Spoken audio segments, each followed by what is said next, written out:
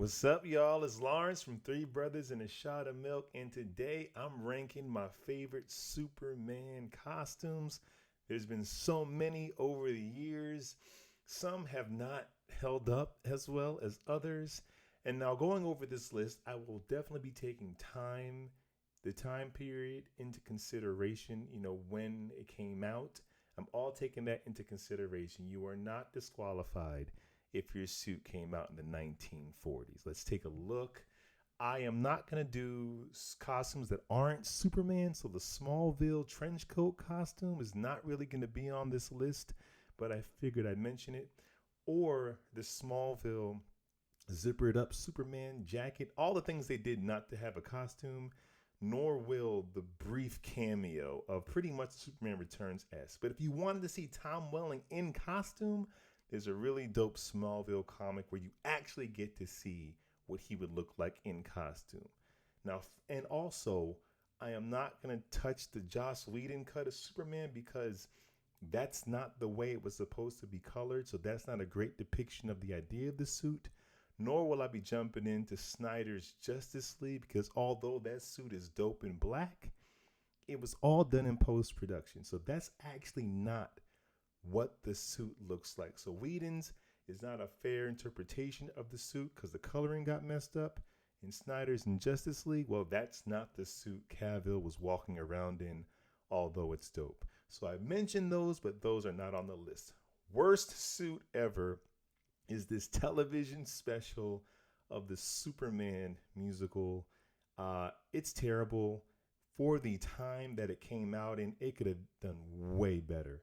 Way better. This is almost laughable. I'm not sure if it was supposed to be a parody or not, but it's a terrible suit. I mean, look at this thing. Terrible.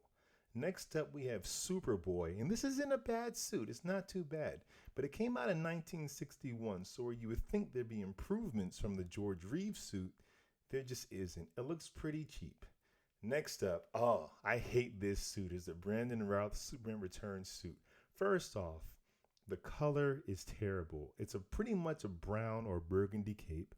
The S is too small. The trunks are too teeny. And the blue is too vibrant.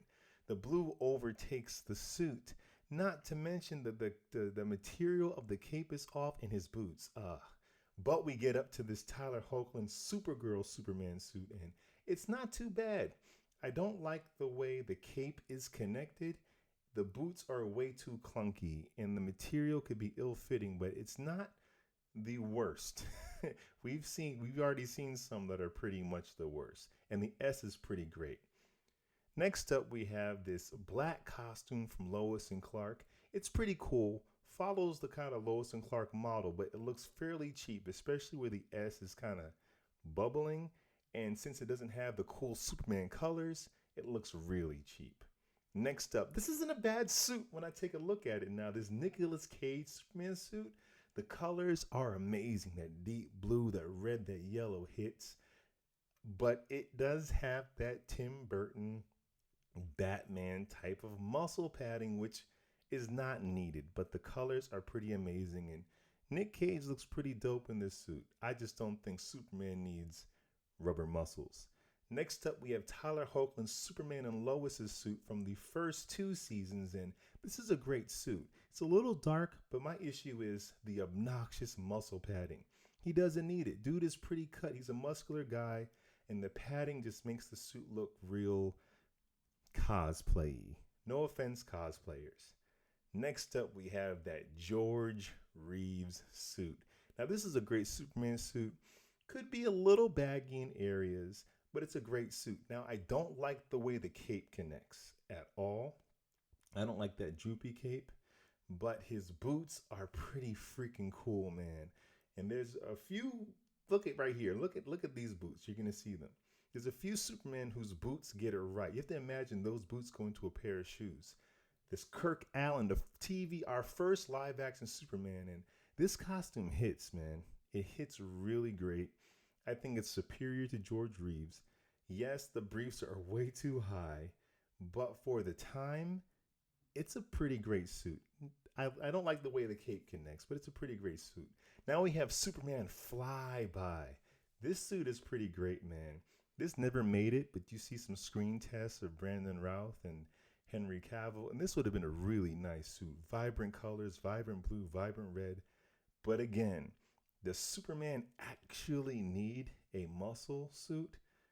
Either way, this would have been dope to see on screen, especially because those colors are perfect. Lois and Clark. Now, the first iteration, it took a while for them to get this suit right. It took a little bit, but when they did, they did.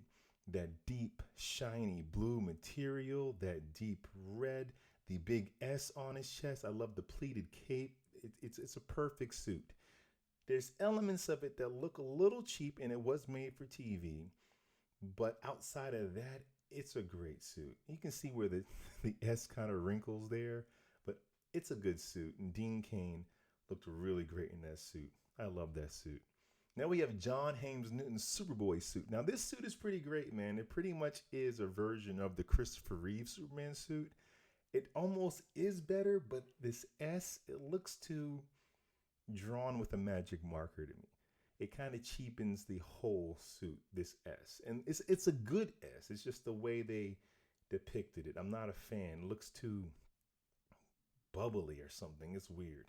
Next up we have, I know a black suit should never be a traditional suit, but the way this suit is outlined and created, the S is perfect. The way they balance the black textures to make it kind of stand out is pretty great. This is a great looking suit. Sorry to stay on the crotch so long. I didn't think it would take this long to get to the boots. But the boots, these are the best that Tyler Hoechlin's ever worn, these boots. These are some great Superman boots. And like I said, the collar, this is a great Superman costume. Better than the other Supergirl. And then we have his Superman and Lois costume, the newest one. They removed all that ridiculous padding. And this suit is pretty perfect. The boots are kind of wonky, but the S is great, a little too dark. And I know you see the shading on the muscles, but if you see here how it looks actually in production, it looks like a great modern Superman suit.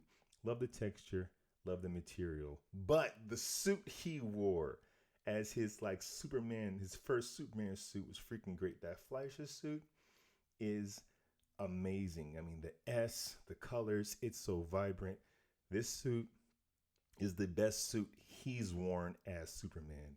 And next up, we have Brandon Routh coming back with this Kingdom Come suit. I love this suit. The padding is not obnoxious. The S is perfect. It stands out. The colors are vibrant. He looks like Superman. The boots are great. And it's just really great to see Brandon back in a Superman that we can celebrate, because most people didn't love Returns. Some did, but to see him back and kind of redeemed, because he played a great Superman, and this guy looks so freaking super.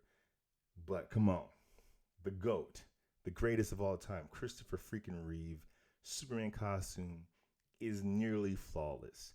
His S is a little wonky, but I liked it as a kid. It made him stand out. I felt kind of alien, but and his blues are a little light, and with a little greenish hint. I think they had to do that for their blue screen, but it's a great freaking costume. The way the cape tucks in, the way it hangs, the way it fits his body. There's something about it that looks so high end compared to the Lois and Clark, which was made way later.